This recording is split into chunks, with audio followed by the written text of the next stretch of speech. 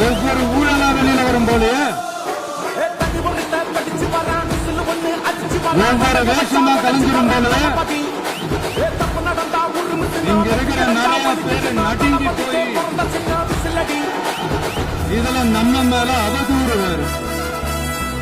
இப்ப புதுசா ஒரு வெப்பன் ஒண்ணு கொண்டு வந்திருக்காங்க. அது என்ன தெரியுமா? அவங்க தயவால தான் நம்ம ஆட்சி நடக்குதான். மக்கள் தயவால இந்த ஆட்சி நடந்துகிட்டு இருக்கு. மனசாட்சி உள்ள சக்திகளோட ஆதரவால இந்த ஆட்சி நடந்துகிட்டு இருக்கு.